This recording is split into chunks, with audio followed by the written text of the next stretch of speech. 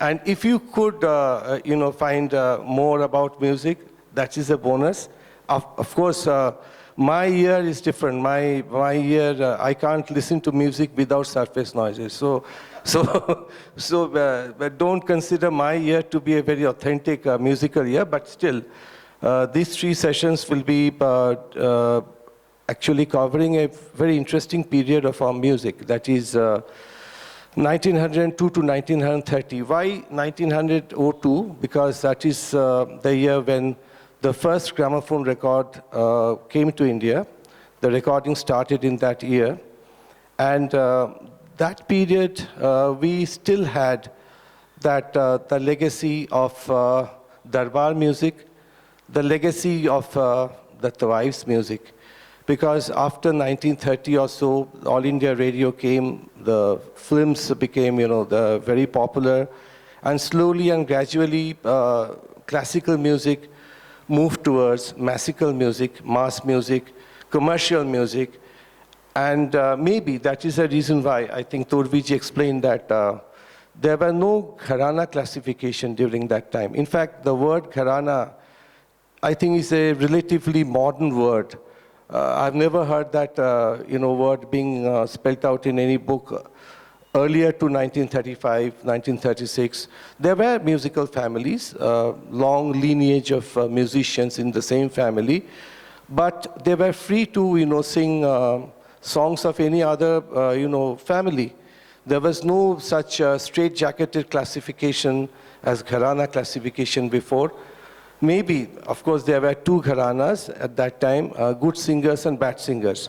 But otherwise, people used to just judge a singer by the performance, not as per the gharana. Second thing is that, you see, these listening sessions, I really welcome Guruji for organizing this listening session. And as far as I'm concerned, I could never become a singer. I could never become a tansen, but I tried to become, sort of a mini Kansen, because I've been listening to so much of surface noise and music that maybe one day I could become a sort of a miniature Kansen. That is my ambition in my life. And with that, I think we should start our program. Our first artist would be, of course, my tribute to the city of Bangalore. Bangalore, Tia Chauria. I think what's the pronunciation, Guruji? Chaudhaya. So he is the inventor of the 7-string violin, one of the greatest violinists of the last century, who lived with the Maharaja of Mysore and the city of Bangalore. So I'm playing is one of his gramophone records, 78 RPM, which was recorded in 1929.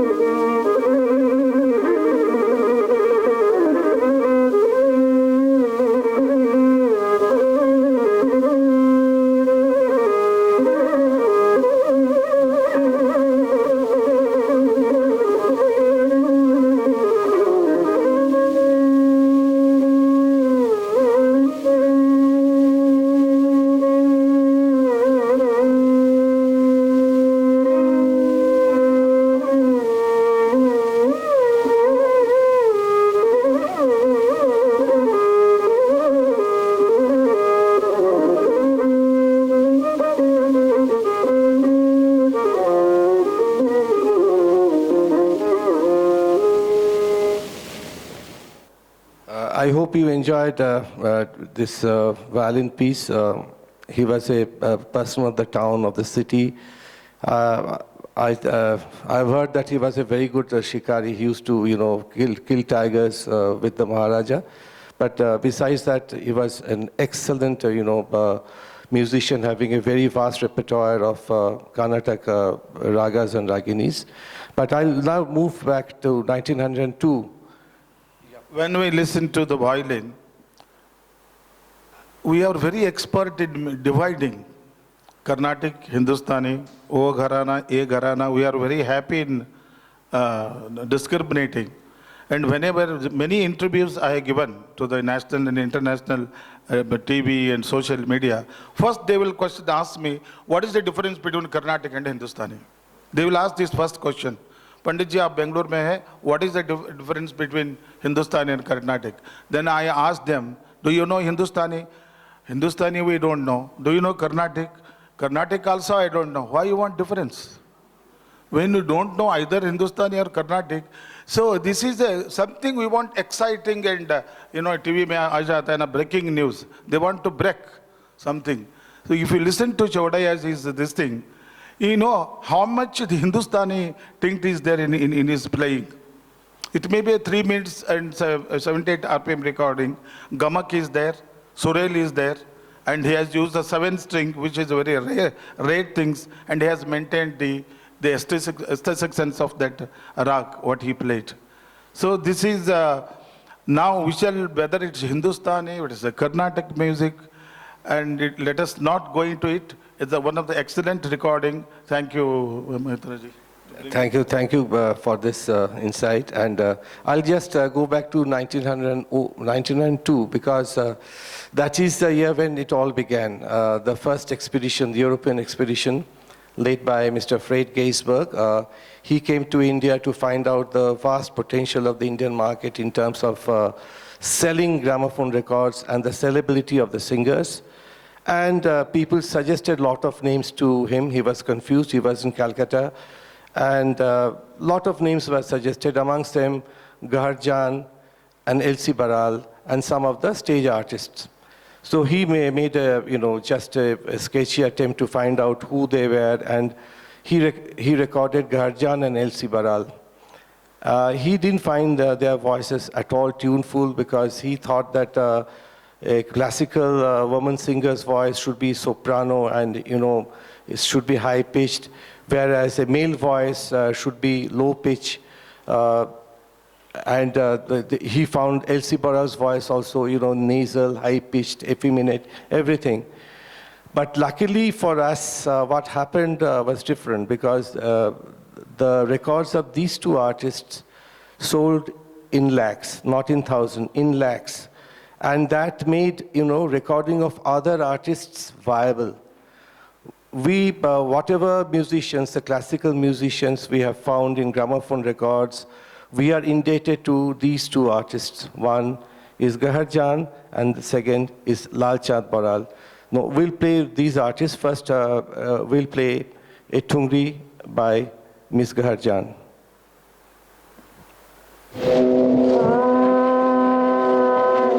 Ah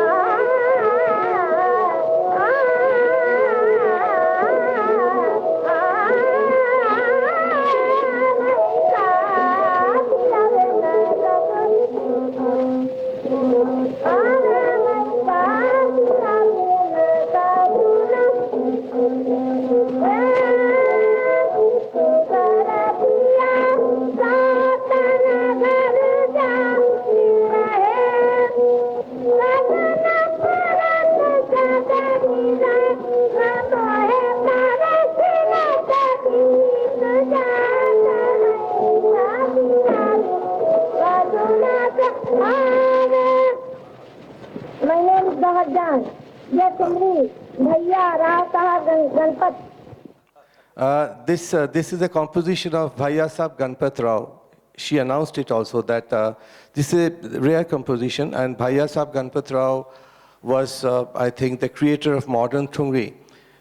He was the son of Maharaja of Gwalior.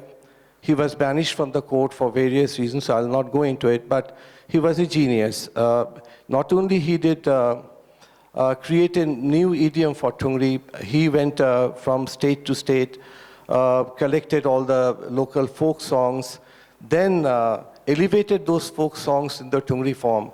And also his compositions had quite, a lot of literary merit also. He was a person who inspired Mojuddin to sing Thungri. He was also the person who trained Gaharjan in Thungri, because Gaharjan had a lot of other trainings, but in Thungri, Gaharjan owned a lot to this Ganpat Rao Bhaiya Sahab. But most importantly, Ganpat Rao Bhaiya Sahab is remembered for introducing harmonium to our classical music. A lot of people say that in this introduction of harmonium is a death knell for a lot of vocal styles, but he was a genius. He used to play harmonium on the left hand, like the sitar and sarod, and one of his favorite Shagird was Bashir Khan, who was also a legend at that time. And we'll just listen to Bashir Khan. Harmonium.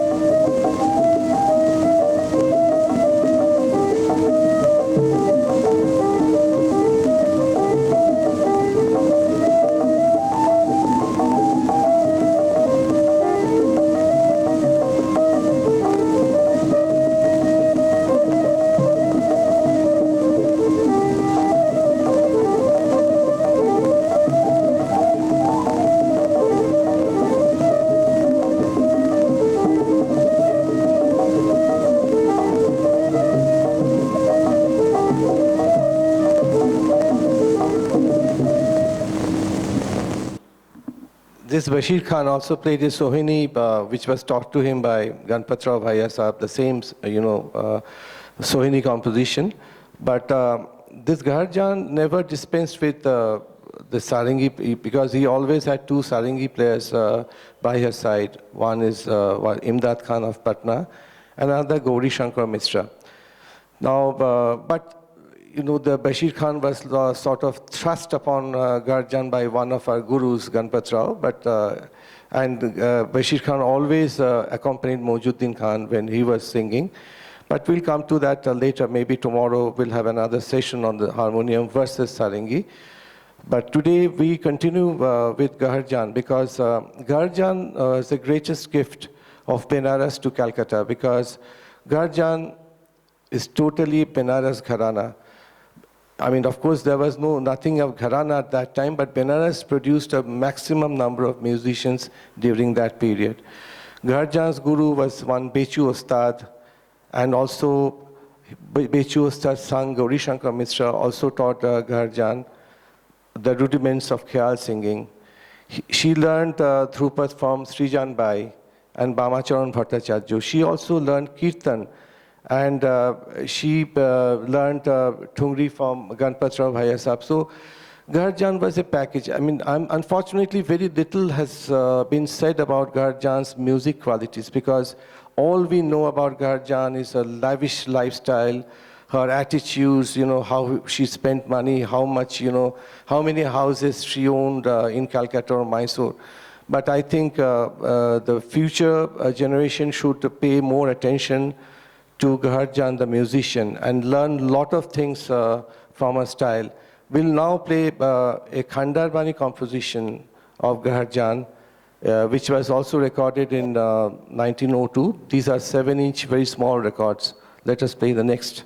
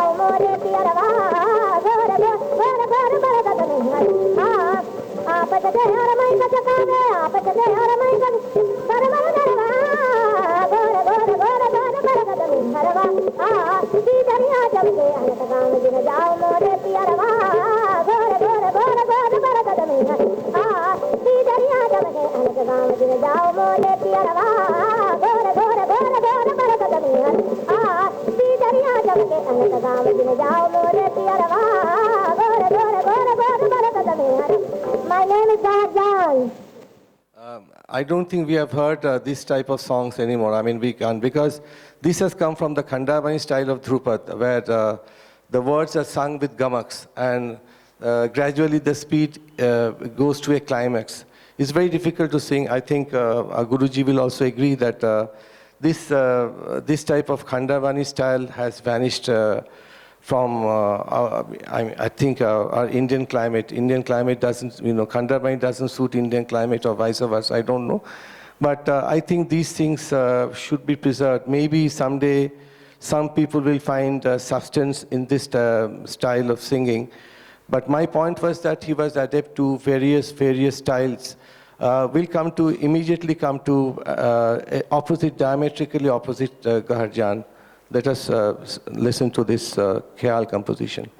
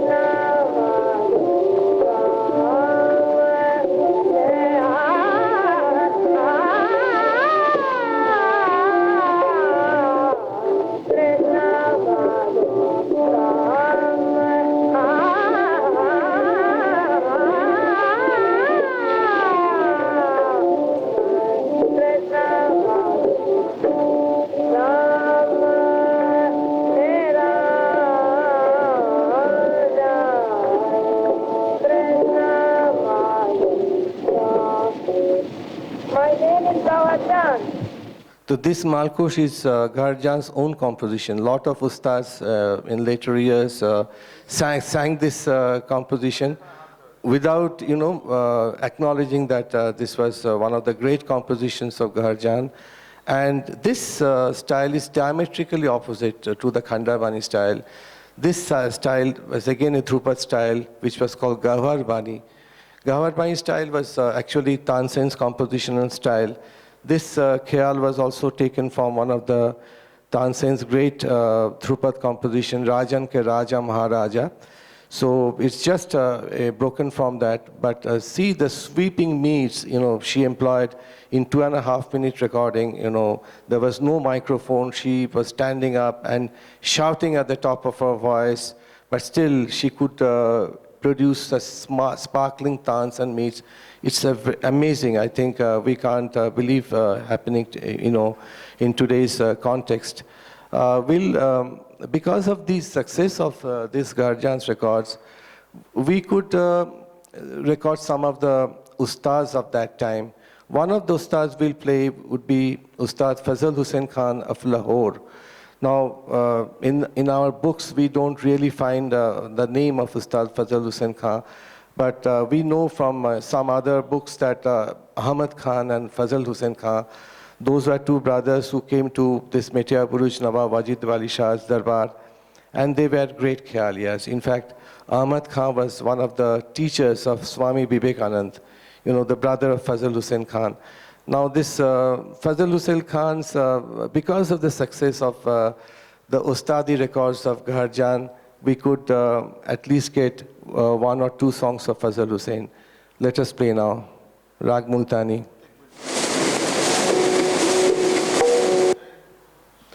So when the recording system, after when Gharjan records are being sold like a hot cakes, she was highest paid, and to get a Gharjan concert, at that time people has to wait minimum for 6 months to get her date for programs. This was Gharjan music, and because the government got some extra money by selling the Gharjan recordings, they took courage to record some of the ustads. You see, in earlier days also, which recording will reach the public? Because they have to make a money. So out of the Gharjan recording sold, the balance money, they took a risk to record some of the ustads. That's what I came to know. That is one of the ustads.